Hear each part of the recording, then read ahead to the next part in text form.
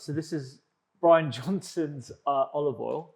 So Bryan Johnson, I don't know if you've come across him before. I think I've come across him. Yeah. Not really in any great detail, but I've come across him. He's based in the States. I think he's based in the States, yeah. So he's an entrepreneur, a longevity athlete, and he's come up with a range of products that he personally uses every day as part of his longevity toolkit. Olive oil is something that he consumes a lot of. He allocates, according to this, 15% of his precise daily calories to this particular extra virgin olive oil.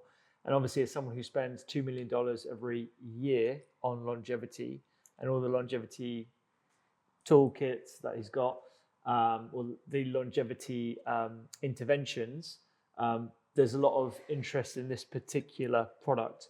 Comes in at $37 plus shipping over here. It's about £45. And I can't really see much in terms of where it's been sourced from or anything. So I think have a look at it. So the first thing is, I think it's a good thing to some degree. It's a good thing that influencers and are out there talking about polyphenols. You know, that's a good story to tell, that polyphenols are good for you. I guess then you've got to be a little bit cautious about when they start talking about their own product. And we'll talk a bit about more about this in a few moments. But we've got to kind of scrutinize exactly what they're saying. Now, it's a product of Portugal, and Portugal now does produce some very fine extra virgin olive oils. This is all about, it says it's a snake-free product. So you've got to trust it. Interestingly, it doesn't give a polyphenol level.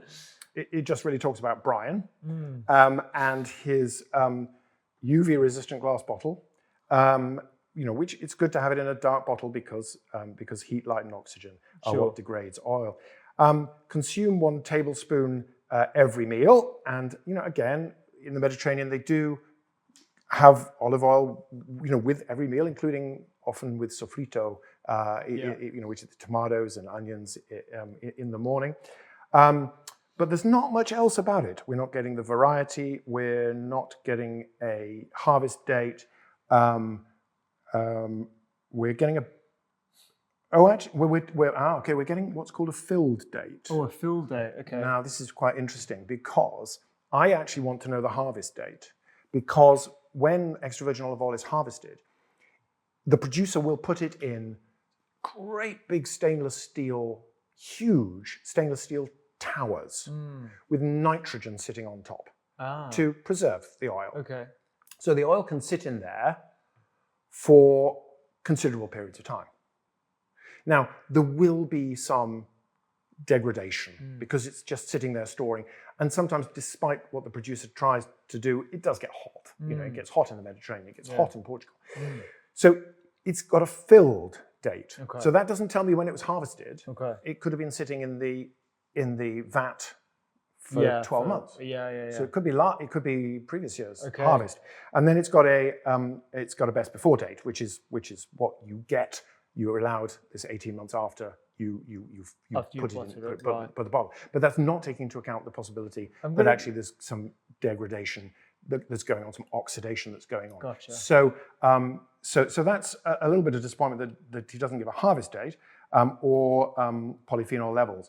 I'm just going to go through, because here on the website, they've got some extra information that unfortunately isn't on the bottle. So you asked for a harvest date, and here, according to the website, I don't know whether it matches up with this particular bottle, it says that it's November 2023 harvest Portugal. But then there's also a number of other harvests as well. May 2023 Australia. So, okay, no, that's good. So what he's actually doing is he's going to the hemisphere which is producing the earliest harvest. So he's going to Australia in May for that harvest. So actually, I credit him with that. That's good. And then he's going from Portugal, and this is the same harvest. So it's a little bit confusing for me to read that it's filled, but that is the most recent harvest. So that's fine. And November. It depends. You can't say whether November is an early harvest or not unless you know the variety, unless you know the conditions, because each grove will, in general, groves in Spain, for example, are harvested early in October. Gotcha. By the time you get to the end of November and December, they're bringing less good oil Gotcha. through the press. I've also got some extra information Okay. on each individual harvest as well. This is Okay. really interesting, actually. After listening to you now, I just looked this up on the website. So for the Portugal November 2023 harvest, it's got the polyphenol content milligrams per kilogram, and this is 484, Yep. so that's high above the Yep. 250 threshold. 72% oleic acid, which is the About average, really, average, for an extra virgin olive oil. They've also got some extra information here Yep. on the peroxide level and the sensory analysis defects, which is Okay. something that you were talking about Yep, earlier yep, as well, which yep. is really interesting. Is the peroxide level, is that, I mean, I don't know what. Should be as low as possible, As low as possible, okay. because that's the measure of the oxidation of the oil. Gotcha. So that is, he's basically saying this is an acceptable level according to the chemistry. But most of these oils they would be able to show you these levels. These levels. And there's no defects detected in the taste, which is 0 out of 10 defects. But there should be no There should be no There should be no defects anyway. Okay. So it's good. The acidity is 0.16%. Okay. So actually that's very low acidity oil, which again is a good sign. Okay. So this is likely to have been, I mean, there are some influencers out there who are talking about their oils and actually they're not all that they are cracked up to be. Right. And some sommelier friends of mine have tasted one particular Medix oil in the States and actually found it to be defective despite having lots of claims. He's not making overt health claims. Okay. He's making some implications. Okay. And I haven't seen his website about what he's saying. Sure. But you've got to be very careful about what you say in terms of the health. Now, I can talk to you, Rupy, and I can explain about the science, and I can talk about the fact that they've taken experiments of high polyphenol oils and low polyphenol oils, and they've fed them to people with early Alzheimer's, and they've shown that people on the high polyphenols have more preserved cognition for longer. So I can talk to you about these experiments. But when it comes to putting them on the label, there is a whole different discussion because health claims on the label are rigorously enforced, and rightly so.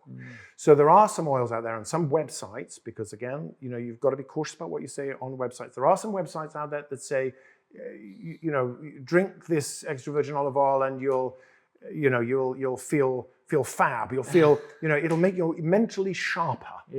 Or it'll boost your immunity. Right. All these famous expressions. Now, again, there are some antimicrobial properties of extra virgin olive oil, but to pass the stringent and rigorous tests to say something on a bottle or in your advertising is a really, really important, rigorous process.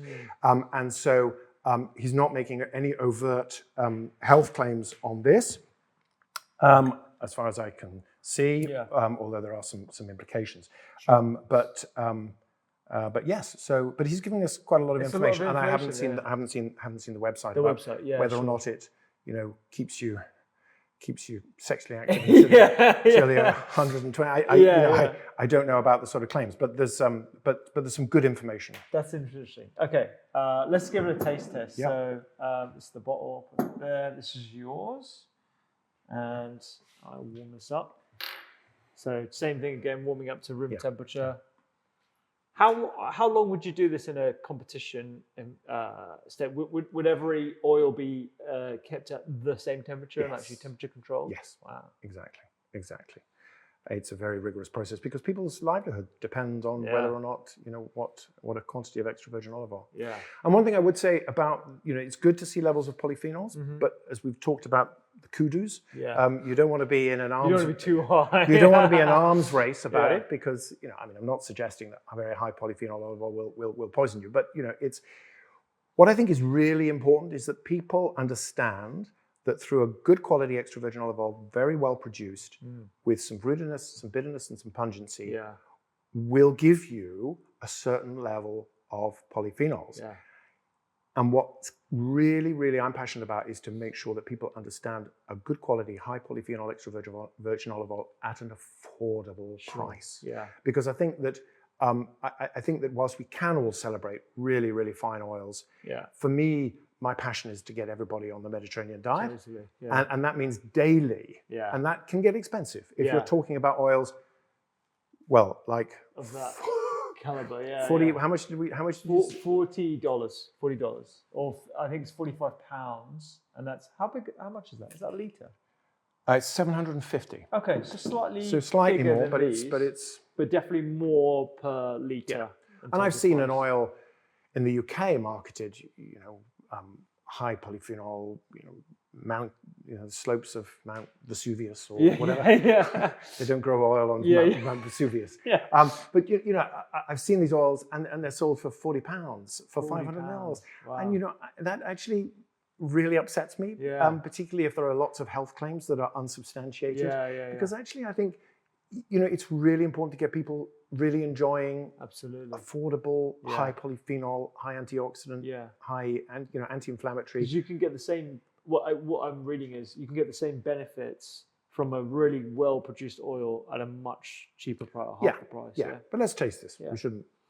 Just a quick one. If you're enjoying this content, you will love my mini series on inflammation. I go through the different types of foods that you should be having, what inflammation actually is, plus lifestyle practices to reduce inflammation. You can get it for free right now in the link in the caption below. Back to the podcast.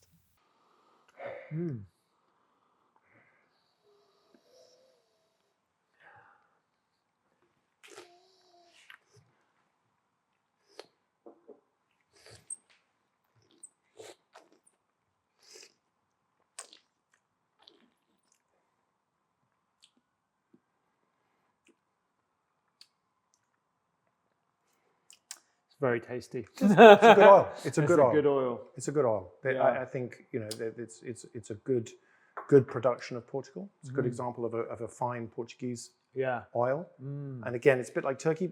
We didn't used to get very many Portuguese oils, but the quality is improving. And that's a nice oil. Yeah, it's good. I can't say that I would notice a remarkable difference between this oil and, let's say, Isa or Citizens of Soil in terms of flavor. Personally, from the untrained palate, I am getting a lot more pepperiness actually, just on the back of my throat from having that. But I'm not too sure. I don't know if you are. Yes, I am getting slightly more pungency, and I think that does relate to the polyphenol levels, and whether that makes it slightly inaccessible for people who are wanting perhaps a little bit more gentle experience. I like robust oils. Sure. This is quite robust. Okay. I think for my salad or for my fish, I might it might be a little bit overwhelming and overpowering. You can imagine in the States, with all the steaks, you can imagine marinating your steak in that actually. And in fact, actually, if you marinate your steak in a high polyphenol, not necessarily that one, but a high polyphenol extra virgin olive oil, when you cook it, it decreases the formation of these heterocyclic amine compounds, which I think we talked about on the podcast. It protects the meat from that Maillard process, the burning, which produces the heterocyclic amines, which we're concerned may contribute to bowel cancer. So there's a lot of good reason for marinating, and this would be a good oil to marinate your steak. Because of the high polyphenols. That's brilliant. Well, and because a steak would take that level of polyphenols. But I think for me the first oils were a little bit more subtle, because I think when just letting that sit with me now, I'm still just getting it's almost becoming a little bit kind of boringly just predominantly peppery. And then you lose the other more subtle and more complex flavors. Totally. It's about you can tell the intention was to create a functional product. Yes. In this case. And there are some producers in Greece, for example, who are producing small bottles of almost medicinal style, really high polyphenol. I mean, we've been talking about levels of 250 plus. I mean, these levels can go up to 2,000 milligrams per kilogram. But the idea is that you just spray them on or something. You have them in a teaspoon. something. Okay. But I mean, there is really no justification for a medicinal olive oil, because we should be getting 30 to 50 mils with our food. Yeah. Cooking with it, enjoying it, Yeah. drizzling it, flavoring it. That's the way to get the Mediterranean diet. Yeah. Not through a shot, probably, is my opinion. Although, I mean, we talked about the worker by the side of the road taking his shot of olive oil to sustain him. Yeah. I've also met a Greek great grandmother who, and as people get over 100, they often, their appetites go off. But she used to swear by a shot of olive oil in the morning, a small glass of red wine with a very, very light salad, and just a little bit of yogurt in the evening, and some locally produced honey, which I think you've been talking about recently, and some Greek mountain tea. And that was her recipe, because she couldn't, so she still had to have the olive oil and the wine every day. So maybe there's something of that. I'll tell you, that's the recipe for health. Just, you've got natural honey, all those antimicrobes, you've got olive oil, all those polyphenols, you have your probiotics in the yogurt. Mountain tea is really high in polyphenols. Absolutely. That's perhaps some of the herbs that we tasted in maybe the Odyssey and the other Greek olives. If you loved that episode, you will love the full library of podcasts from the Doctor's Kitchen Library. We talk about everything from inflammation, supplements, and food as medicine. Just like this episode right here. You can click it right now and check it out.